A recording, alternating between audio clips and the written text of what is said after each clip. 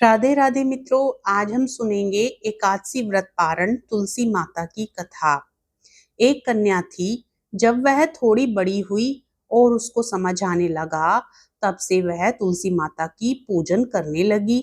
उसके प्रतिदिन का नियम था कि तुलसी माता जी का पूजन करने के बाद ही वह खाना खाती थी। जब वह कन्या शादी के लायक हुई, तब उसके माता पिता ने उसकी शादी करवा दी। कन्या को उसके माता पिता ने दहेज में भी एक तुलसी का गमला दिया। ससुराल में वह प्रतिदिन सवेरे उठते ही पूजा करती, फिर उसके बाद ही खाना खाने बैठती थी। उसकी दो जेठानियां थी। वे दोनों उसका मजाक उड़ाती थी कि बड़ी नियम धर्म वाली बनती है। उन दोनों को उससे बहुत ईर्ष्या होती थी, इसलिए वो दोनों तुलसी जी का गमला कहीं छुपा देती थी। वह कन्या बड़ी मुश्किल से गमला ढूंढ कर लाती, फिर अच्छे से पूजा करती और फिर खाना खाती। वह गमला ढूंढ कर लाती तो एक दिन उसकी जेठानियों ने क्या करा कि गमला ही दूर फेंक दिया। कन्या ने खूब ढूंढा, पर उसे कहीं भी गमला नहीं मिला। वह बहुत परेशान हो गई। उस दिन तो उसने खाना भी नहीं खाया। उसका नियम जो था, उस कन्या की सच्ची भक्ति देखकर तुलसी माता उससे बहुत प्रसन्न हो गई और उसके कमरे में तुलसी माता का गमला प्रकट हो गया। अगले दिन सुबह जब वह उठी तो क्या देखती है कि उसके खाट के चारों कोनों पर तुलसी माता का गमला आ गया है। यह देखकर वह तो बहुत प्रसन्न हो गई कि अब मेरी तुलसी माता को कोई चुरा नहीं सकेगा। पूजन करने के लिए भी कहीं और जाना नहीं पड़ेगा और कोई मेरी तुलसी माता को फेंक भी नहीं सकेगा। वह तो जल्दी से उठकर स्नान करती और तुलसी माता का पूजन कर लेती। जब वह खाना खाने बैठी तो उसकी जेठानियां उसका मजाक उड़ाने लगी और कहने लगी कि लो देवरानी, तुम्हारा नियम धर्म पूरा हो गया। उससे पूछती हैं कि तुलसी जी की पूजा कर ली क्या। देवरानी धीरे से बोली कि हाँ कर ली। जेठानियां बोलती हैं कहाँ से कर ली पूजा, गमला तो फेंक दिया था हमने। देवरानी कहती है कि देख लो मेरे कमरे में खाट पर तुलसी जी लग रही हैं। जेठानियां बहुत शर्मिंदा हुई और बोली कि देवरानी, तेरी भक्ति सच्ची है, हमने तुझे बहुत परेशान करा, हमें माफ कर दे। देवरानी उन्हें माफ कर देती है। हम भी तुलसी माता जी से यही प्रार्थना करते हैं कि हे तुलसी माता, जैसी कृपा आपने देवरानी पर करी, वैसी कृपा हम सब पर भी करना। बोलो तुलसी माता की जय। एक बुढ़िया माई थी। वह रोजाना तुलसी माता को सींचती और कहती कि हे तुलसी माता, सत की दाता, मैं तेरा बेड़ला सींचती हूँ, मुझे बहू दे, पीताम्बर की धोती दे, मीठा मीठा घास दे, बेकुंठा में वास दे, चटक की चाल दे, पटक की मोत दे, चंदन का काट दे, रानी सा राज दे, दाल भात का भोजन दे, ग्यारस की मोत दे, कृष्ण जी का कांधा दे। तब तुलसी माता यह सुनकर सूखने लगी। तो भगवान ने पूछा कि हे तुलसी, तुम क्यों सूख रही हो। तुलसी माता ने कहा कि एक बुढ़िया रो जाती है और यही बात कह जाती है, मैं सब बातें तो पूरा कर दूंगी, लेकिन कृष्ण का कांधा कहाँ से लाऊंगी। तो भगवान बोले, जब वो मरेगी तो मैं अपना कांधा दे आऊंगा, तू बुढ़िया माई से कह देना। जब बुढ़िया माई मर गई, सब लोग आ गए। जब बुढ़िया माई को ले जाने की तैयारियां होने लगी तो वह किसी से ना उठी। तब भगवान एक 12 वर्ष के बालक का रूप धारण करके आए। बालक ने कहा कि मैं बुढ़िया माई के कान में एक बात कहूंगा तो बुढ़िया माई उठ जाएगी।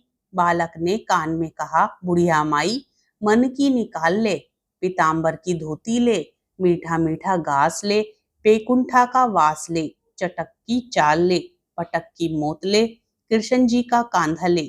यह सुनकर बुढ़िया माई हल्की हो गई। भगवान ने कंधा दिया और बुढ़िया माई को मुक्ति मिल गई। हे तुलसी माता, जैसी बुढ़िया माई को मुक्ति दी वैसी सबको देना। प्रेम से बोलिए तुलसी माता की जय। तुलसी से जुड़ी एक कथा बहुत प्रचलित है। श्रीमद् देवी भागवत पुराण में इनके अवतरण की दिव्य लीला कथा भी बनाई गई है। एक बार शिव ने अपने तेज को समुद्र में फेंक दिया था। उससे एक महातेजस्वी बालक ने जन्म लिया। यह बालक आगे चलकर जालंधर के नाम से पराक्रमी दैत्य राजा बना। इसकी राजधानी का नाम जालंधर नगरी था। दैत्यराज कालनेमी की कन्या वृंदा का विवाह जालंधर से हुआ। जालंधर महाराक्षस था। अपनी सत्ता के मद में चूर उसने माता लक्ष्मी को पाने की कामना से युद्ध किया, परंतु समुद्र से ही उत्पन्न होने के कारण माता लक्ष्मी ने उसे अपने भाई के रूप में स्वीकार किया। वहां से पराजित होकर वह देवी पार्वती को पाने की लालसा से कैलाश पर्वत पर गया।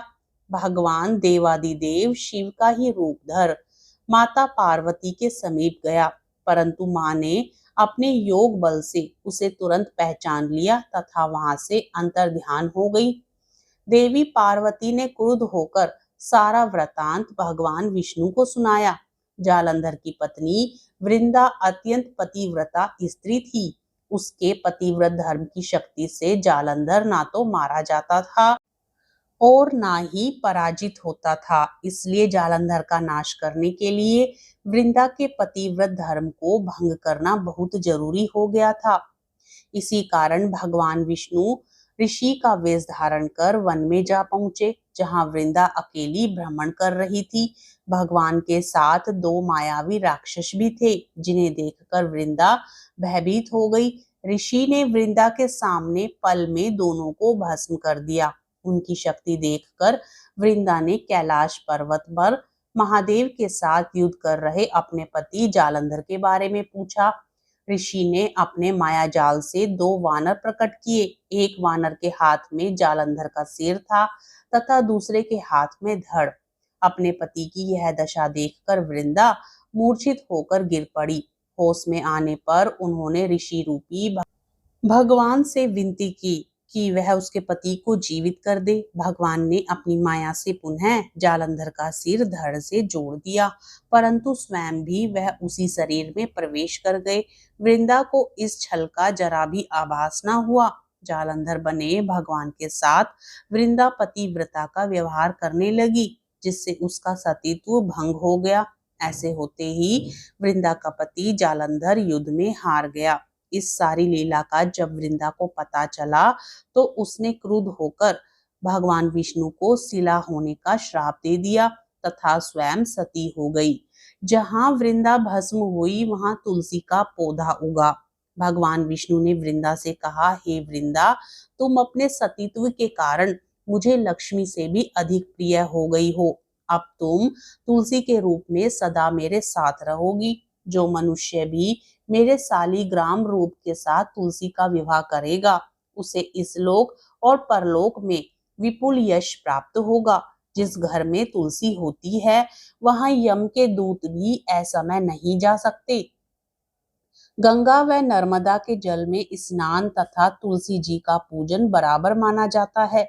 चाहे मनुष्य कितना भी पापी क्यों ना हो, मृत्यु के समय जिसके प्राण मंजरी रहित तुलसी और गंगा जल मुख में रखकर निकल जाते हैं, वह पापों से मुक्त होकर बैकुंठ धाम को प्राप्त होता है।